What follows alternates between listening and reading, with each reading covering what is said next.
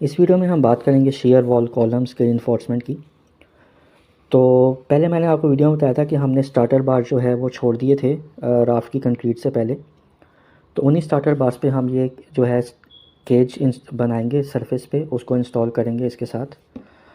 तो इसमें यह है कि आपके जो स्टार्टर बार के साथ जो आपका T25 स्टील है, T20 स्टील है, उसकी ओवरलैपिंग जो है आपकी T25 स्टील की 125 mm होनी चाहिए और T20 स्टील की 100 mm। और साथ में ये हमारे जो है ये लिंक्स हैं, जैसे कि हमारा शेयर वॉल है, इसमें जो लिंक्स का मतलब ये जो छोटे छोटे आप देख सकते हैं, इसका मकसद ये है कि आपका जो शेयर प्रेशर आएगा साइडों से और ऊपर से, स्टील हमारा हॉरिजॉन्टली खुले मत, ठीक है, फोर्स की वजह से। तो ये उसके लिए लगाते हैं ताकि आपका स्टील जो है वो उसको प्रॉपर सपोर्ट मिल सके। तो एज़ पर ड्राइंग हम चेक करेंगे। देखिए ये ड्राइंग में कॉलम्स और शेयर वॉल दिए गए हैं। इसमें वॉल 2 CO04, ये शेयर वॉल की हमारी रिइंफोर्समेंट की ड्राइंग है। इसमें वॉल 1 वॉल 2, ये T25 स्टील वर्टिकली दिया गया, हॉरिजॉन्टली T10 स्टील दिया गया है और इसकी डायमेंशंस थिकनेस दी गई हैं। तो इसकी थिकनेस जो है और डायमेंशंस जो लेंथ है हम ये चेक करेंगे। जैसा कि आप देख सकते हैं कि 2500 mm इसकी लेंथ दी गई थी, उसके मुताबिक चेक करें।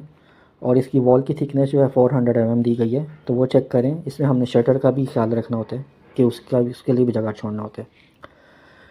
तो साथ में हम इसकी जो है ये स्पेसिंग चेक करेंगे एज़ पर ड्राइंग। 100 mm दी गई है तो 100 mm के मुताबिक चेक करेंगे। 150 mm दी गई तो 150 mm के मुताबिक, हॉरिजॉन्टली एंड वर्टिकली, जैसा कि आप ये वीडियो में देख सकते हैं कि स्टील की स्पेसिंग चेक करें। तो ये भी साथ में इम्पॉर्टेंट है। और जैसा कि मैंने आपको ओवरलैपिंग का बताया था, ये T25 स्टील है, इसकी 125 mm ओवरलैपिंग होनी चाहिए, 125 से ऊपर ही मिलेगी आपको। तो ये हमारा केज जो है ये ओवरलैपिंग स्टार्टर बार के साथ इंस्टॉल है। तो ये इस तरह इंस्टॉल होता है, ठीक है, ये ओवरलैप। और ये हमारी कॉलम की ड्राइंग है। इसमें देखें T25 स्टील दिया गया और 32 बार्स दिए गए हैं। ये 32 बार्स ही होने चाहिए, उससे ज़्यादा नहीं होना चाहिए, उससे कम नहीं होना चाहिए। ये देखें काउंट करेगा, आप इसका काउंट कर सकते हैं, ये 32 ही होंगे। तो इसमें आपको बताता चलूँ, कॉलम्स और शेयर वॉल्स में हमारा जो स्टील का डाया है वो इम्पोर्टेंट है, हमारे स्टील की जो है स्पेसिंग वो इम्पोर्टेंट है, हॉरिजॉन्टली वर्टिकली। और जो हमारा जो ओवरलैप है स्टील का वो इम्पोर्टेंट है, ठीक है। इसमें वर्टिकल जो हमारा ओवरलैप आ रहा है, जैसे मैंने आपको पहले दिखाया। तो इसके साथ ही मैं आपको जो है बताता चलूँ कि हमारा जो जब शटर लगेगा उसमें हम प्लम्ब और ऑफसेट चेक करेंगे। देखिए ऑफसेट है ये बराबर होना चाहिए और प्लम्ब ऊपर नीचे भी बराबर होना